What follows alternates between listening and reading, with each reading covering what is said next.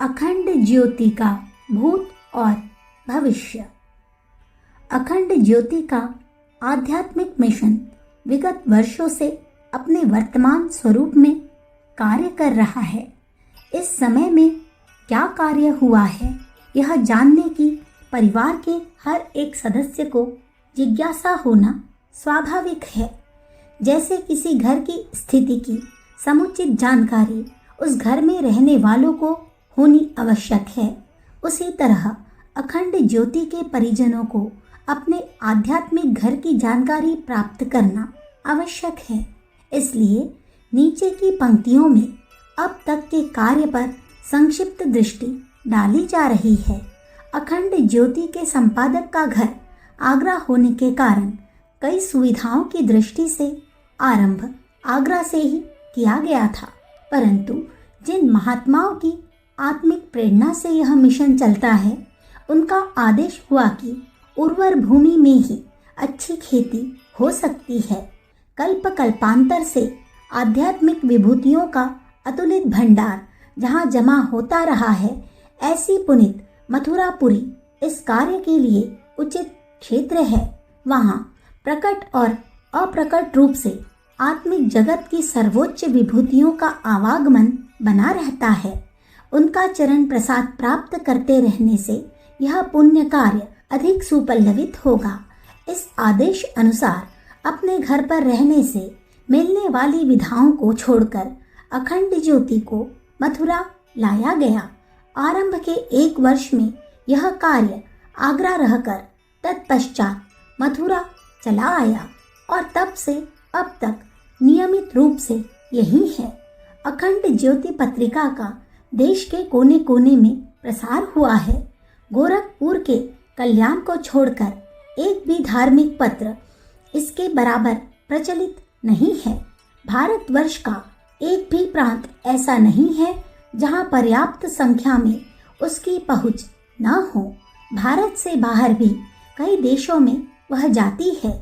जो व्यक्ति इसे मांगते हैं वे भार स्वरूप नहीं, वरन एक एक पंक्ति का मनन करने की दृष्टि से मांगते हैं। यही कारण है कि यदि कभी इसके प्रकाशन में 1 सप्ताह की भी देरी हो जाए तो पूछताछ के सैकड़ों पत्र आ जाते हैं। यहाँ से 2 बार जांचकर ठीक समय पर हर महीने पत्रिका भेजी जाती है, तो भी जिन किन्हीं का अंक रास्ते में खो जाता है, वे उसे प्राप्त करने के लिए पूरा प्रयत्न करते हैं।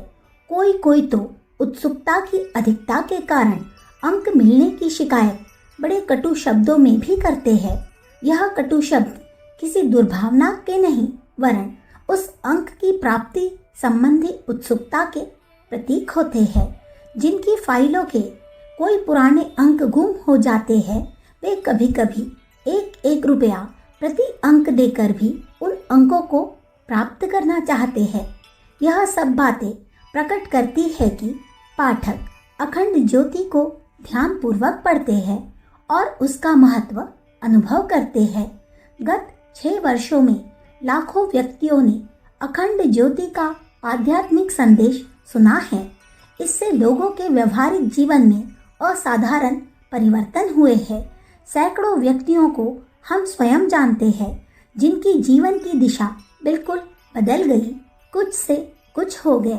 हजारों व्यक्ति ऐसे हैं जिनके परिवर्तन संबंधी समाचार हम तक नहीं भेजे गए हैं, पर निश्चित रूप से उनका दृष्टिकोण अधर्म से हटकर धर्म में आयोजित हो गया है। यह प्रगति बड़ी तीव्र गति से चल रही है। अखंड ज्योति को बांचने वाला अपने अंदर एक परिवर्तन अनुभव किए बिना नहीं रह सकता।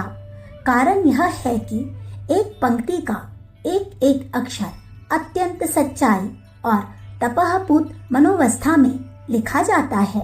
लेखक के गहन अंतः प्रदेश में से निकले हुए भाव पाठकों के हृदय में बहुत गहराई तक प्रवेश कर जाते हैं। कुछ अभागों को छोड़कर शेष सभी पाठक जिनने एक बार इस पत्रिका को अपना लिया फिर छोड़ा नहीं, हर वर्ष नियमित रूप से पाठक बना रहता है। गत अंक से यह मालूम हो चुका होगा कि गत 6 वर्ष लड़ाई के कारण पत्र पत्रिकाओं के लिए मृत्यु तुल्य संकट के समय थे। उस समय में हाथ का कागज बनाने की एक अनोखी तरकीब प्रभु कृपा से निकल आई। हाथ से कागज पर छपी हुई पत्रिका और पुस्तकों का बाह्य कलेवर खराब होते हुए भी पाठक ने उसे अपनाया। घाटे की पूर्ति के लिए इस ज्ञान यज्ञ की सहायता में पाठकों ने यथाशक्ति धन भी दिया। इस प्रकार वह संकट टल गया। अब भी कागज संबंधी कड़े कंट्रोल कायम है। पृष्ठ बढ़ाने और अधिक संख्या में छपाने के लिए सुविधा नहीं है। कागज और छपाई में साधारण समय की अपेक्षा तिगुनी चौगुनी महंगाई है। पत्रिका अब भी घाटे से चल रही है, तो भी ऐसा प्रतीत होता है कि अगले वर्ष यह कठिनाइयां कम हो जाएगी और पत्रिका अनेक दृष्टियों से बहुत आगे बढ़ जाएगी। सन 2001 के आरंभ होते ही अखंड ज्योति कार्यालय में कर्मयोग विद्यालय की स्थापना की गई थी, जिसमें आध्यात्मिक दृष्टिकोण के आधार पर व्यवहारिक जीवन को स्वर्ग के समान समृद्ध एवं समुन्नत बनाने की शारीरिक, मानसिक, आर्थिक शिक्षा देने का आयोजन किया गया। शिक्षा की फीस, रहने का महान किराया, चारपाई, तेल, बत्ती, पुस्तक, स्टेशनरी आदि का खर्च छात्रों पर नहीं पड़ता था। विद्यार्थियों को केवल मात्र भोजन व्यय अपने पास से खर्च करना पड़ता था। शिक्षा देने का कार्य आचार्य जी के हाथों में था। इस विद्यालय में करीब 85 छात्रों ने शिक्षा पाई, जिसका बड़ा ही सुखद परिणाम रहा। इन छात्रों के जीवन में जो आशातीत परिवर्तन हुए, उसकी एक स्वर से सर्वत्र प्रशंसा हो रही है। यह अपने ढंग का अद्भुत विद्यालय यद्यपि इस समय विशेष कठिनाई के कारण कुछ समय के लिए स्थगित है, परंतु निकट भविष्य में पुनः अत्यंत सुचारू रूप से उसे चलाने की तैयारियां की जा रही है। व्यक्तिगत समस्याओं को सुलझाने के लिए पाठकों के लिए पत्र व्यवहार द्वारा सदा ही समुचित पथ प्रदर्शन किया जाता है। इस प्रकार व्यक्तिगत समस्याओं के संबंध में लगभग 10,000 पत्र प्रति वर्ष आते हैं। इन पत्रों के उत्तर में जो पथ प्रदर्शन मिलता है, उससे असंख्य पाठकों का जीवन निरंतर आनंदमय स्थिति की ओर अग्रसर होता रहता है। इस वर्ष कुछ उत्तम जड़ी बूटियों के मिश्रण से 2 रसायन बनाकर बिना मूल्य दिए गए, जिसमें से ओजवर्धक रसायन का परिणाम बहुत ही संतोषजनक रहा। लगभग 1 दर्जन पागल या अर्ध विक्षिप्तों के ठीक हो जाने का समाचार मिला है।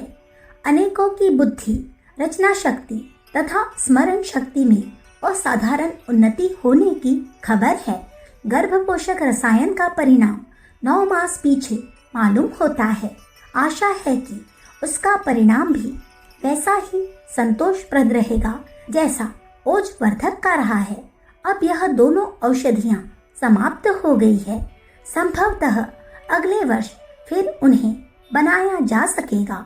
उच्च कोटि के विद्वानों का अखंड ज्योति में निरंतर आना जाना बना रहता है।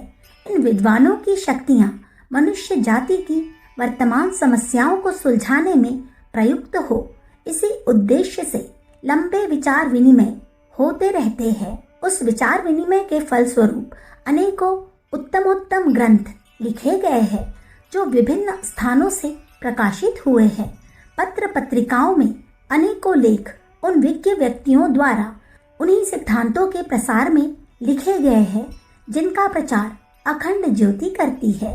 इस प्रकार जहाँ जनता को अखंड ज्योति द्वारा जीवन को सात्विक बनाने के लिए तैयार किया जाता है, वहाँ इस मिशन द्वारा अनेकों विद्वानों को इसी दिशा में सोचने, लिखने, बोलने और कार्य करने के लिए प्रेरित किया जाता है।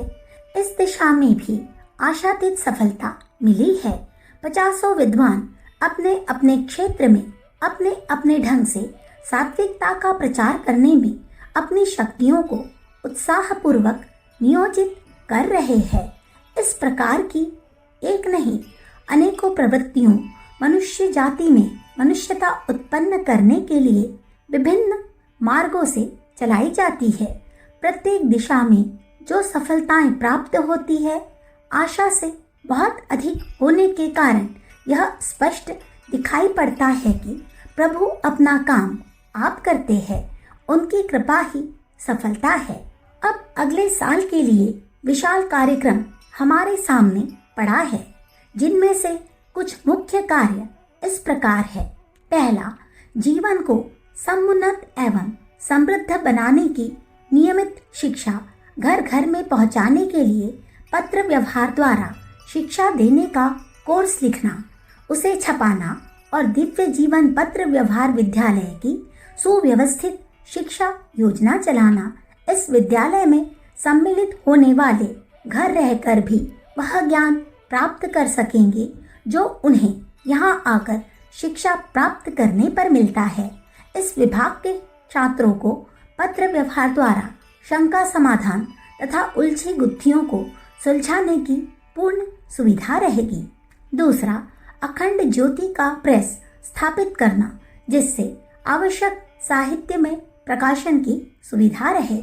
तीसरा, एक विद्यालय स्थापित करना जिसमें सभी स्थिति और आय के छात्र सांसारिक जीवन को समृद्ध बनाने वाली शिक्षा और आत्मिक जीवन को आनंदमय बनाने वाली विद्या को समुचित रूप से प्राप्त कर सके।